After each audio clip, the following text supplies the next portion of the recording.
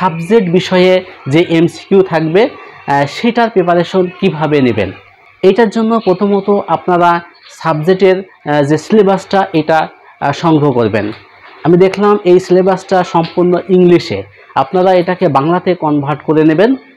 এটা আপনারা chat GPT থেকে এটা সহজেই বাংলায় কনভার্ট করে নিতে পারেন। এরপরে কাজ হচ্ছে যে এসব অধ্যায় আছে সেই অধ্যায়গুলোর বই কালেক্ট করা।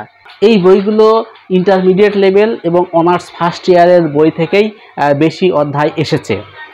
আমি যদি একটা সাবজেক্টকে ভিত্তি করে আলোচনা করি, বাদ বাকি আপনারা সেমভাবে প্রিপারেশন নেবেন।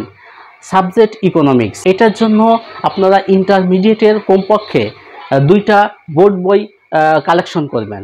এইটা হতে পারে যে অক্ষরপত্র বইটা ভালো, তার সাথে আরেকটা যে কোনো বই নিতে পারেন এবং এই বই দুটা থেকে দেখবেন যে কোন কোন চ্যাপ্টারগুলো মিলে যায়, সেই অধ্যায়গুলো ভালোভাবে পড়বেন। অ্যাকচুয়ালি এখানে আপনাদের দেখা হবে যে আপনি ইকোনমিক্সের জ্ঞান আপনার কতটুকু আছে, অর্থাৎ আপনি এমসিকিউ টাইপের নলেজ আপনার কেমন থাকবে। মূল বিষয়গুলো হচ্ছে এখানে সূক্ষ্ম সূক্ষ্ম বিষয় আলোচনা করা হবে। আপনাদের একটা এক্সাম্পল দিই, আমি যখন ইউনিভার্সিটিতে পড়তাম তখন আমাদের এক স্যার আমাদের অ্যাসাইনমেন্ট না নিয়ে বলল যে আমরা কুইজের মাধ্যমে আমাদের কিছু মার্ক মূল্যায়ন করবে। তো স্যার একটা প্রশ্ন করলো, সম্ভবত 20 মার্কের প্রশ্নটা ছিল এমসিকিউ। তো আমরা পরীক্ষা দিলাম, তবে যে প্রশ্নটা করছিল সেটা হচ্ছে আমাদের ম্যাক্সিমামেরই ভালো পরীক্ষা হয়নি। তারপর পরীক্ষা দিলাম, কারণ হচ্ছে আমরা অভ্যস্ত হচ্ছে বাংলা পড়ে পড়ে বা রিটেন টাইপের পরীক্ষা দিয়ে, আমরা এমসিকিউ টাইপের পরীক্ষা দিয়ে অভ্যস্ত না, সেই জন্য আমাদের প্রবলেমটা এভাবে তৈরি হয়। তো স্যার রেজাল্ট ঘোষণার দিন আমাদের জানালো যে আজকের এই প্রশ্নটাতে যে বেশি মার্ক পাবে আমরা ধারণা করব যে সে ইকোনমিক্স কিছু না কিছু বোঝে, সে একটা রিয়েলি ভালো ছাত্র হবে। তো যাই হোক, রেজাল্ট ঘোষণা হয়ে গেল। সেখানে দেখলাম যে আমাদের যারা প্রথম সারির স্টুডেন্ট ছিল 1 থেকে 20-30, এর ভিতরে কেউই প্রথম পজিশনে আসতে পারেনি। এমন একজন প্রথম পজিশনে আসলো যার পজিশনটা ভালো না বা ছাত্র হিসাবে মোটামুটি, কিন্তু দেখা যাচ্ছে যে এমসিকিউ হওয়ার কারণে সে ফার্স্ট হয়ে গেল। তখন তার স্যার নাম ঘোষণা করলো এবং বলল যে তোমাদের মাঝে এই ছেলেটি সবচেয়ে মেধাবী, সে ইকোনমিক্স বোঝে।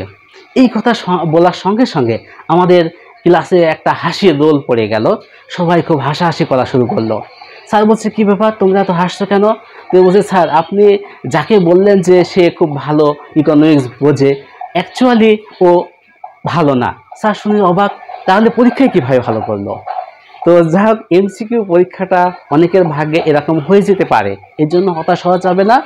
আপনারা মূল বিষয়গুলো রিডিং পড়বেন এবং এইচএসসি লেভেলের বইগুলোতে অবজেক্টিভ দেওয়া আছে, হ্যাঁ, এই অবজেক্টগুলো ফলো করবেন যে কিভাবে প্রশ্ন হতে পারে। তারপরে হচ্ছে আপনারা কিছু প্রশ্ন ফলো করবেন, সেটা হচ্ছে ইউনিভার্সিটি অ্যাডমিশন টেস্ট।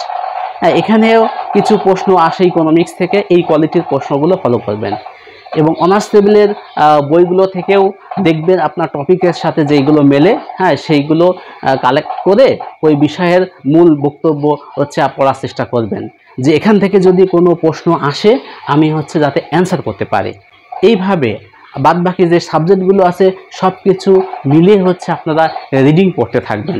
যেহেতু এটা আপনাদের লেখার বিষয় না, এটা হচ্ছে আপনাদের মূল বিষয়টা জানা, মূল বক্তব্যটা আপনি কতটুকু বোঝেন, সূক্ষ্ম সূক্ষ্ম বিষয়গুলো এখানে থাকবে।